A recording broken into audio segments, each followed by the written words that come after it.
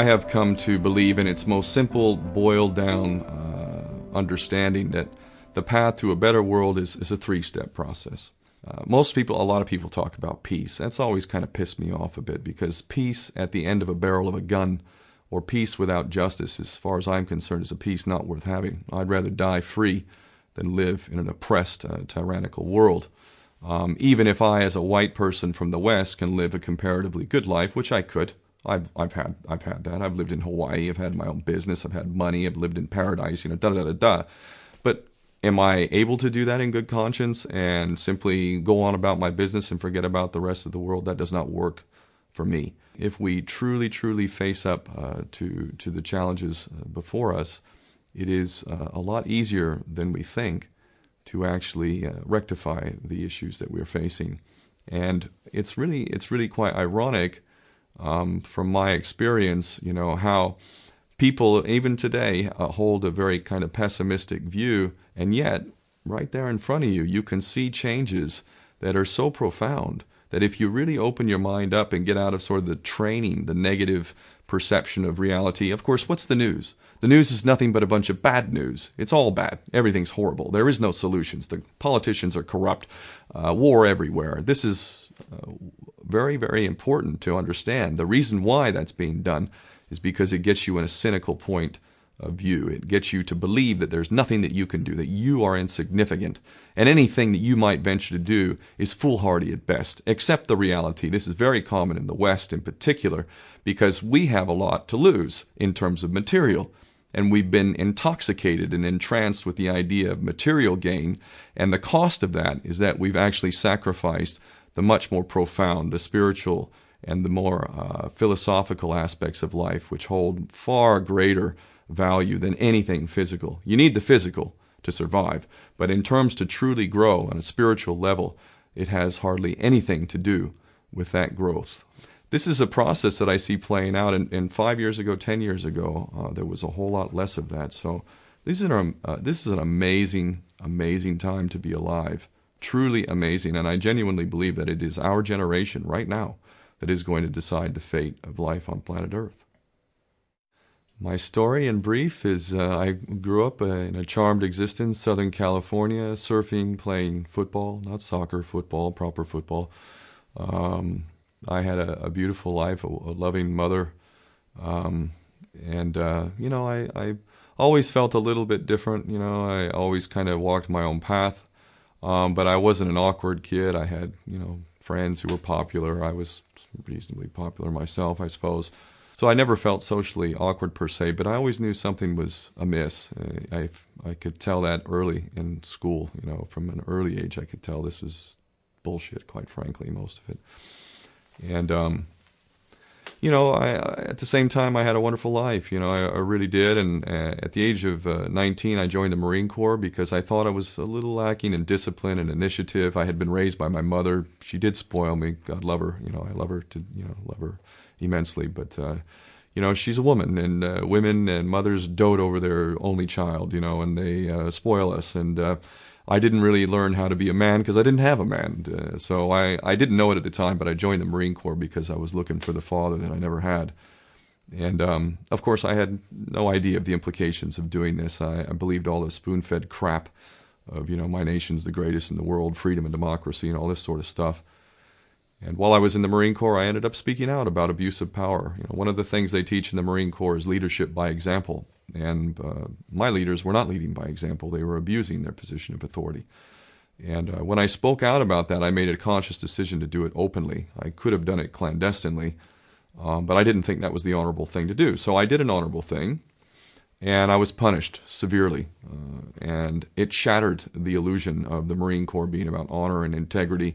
I realized that I had become a slave, that I had imposed slavery upon myself, volunteered for it, literally, and that I could kill or be killed as a result of this decision.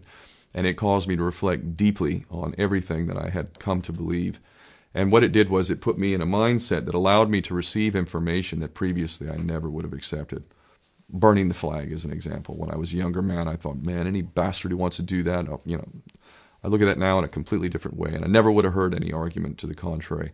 it opened me up to information, and in that context, I indulged in a very serious course of self-study, independent study, and I sought out what I thought were authoritative voices in various aspects of life, philosophy, history, and so on and so forth. And in the process of having an open mind, truly open, and really looking at alternative sources of information, I came to realize that virtually everything that I had been taught was the opposite of the truth, literally.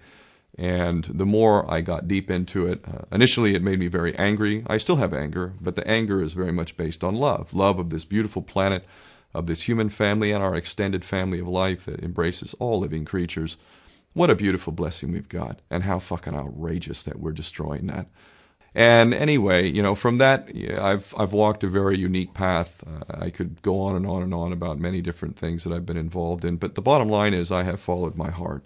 I have done what I felt was right, and oftentimes that was the opposite of what any of my friends and family and those who love me would have advised. In fact, many times I've done things that they all would have thought and said was crazy and you shouldn't do it.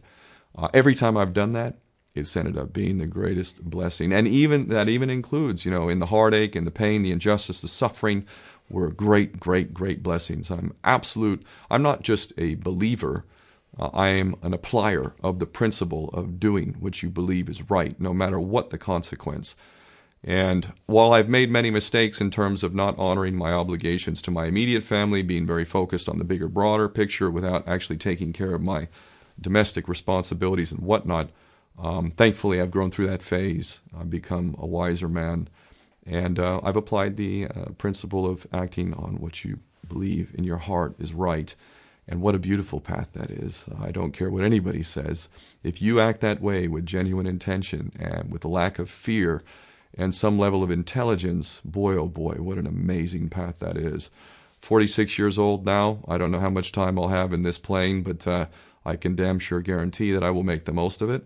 And if the past is any reflection of future, boy, oh boy, the blessings that are coming my way, and I hope for the rest of the world, should we adopt this kind of philosophy and approach to life, I have no doubt whatsoever that we can achieve a better world, something that we can be truly proud and happy to hand over to our children. And quite frankly, to me, that is the greatest responsibility of all.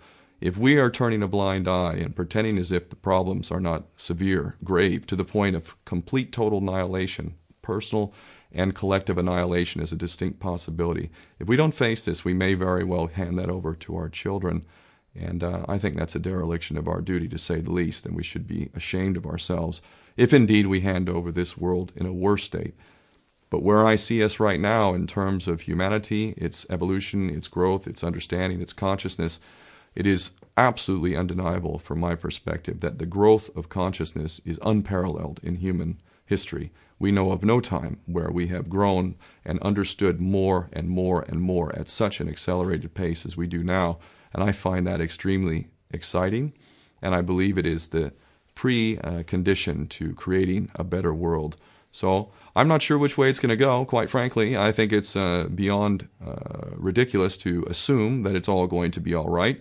At the same time, we shouldn't operate on fear.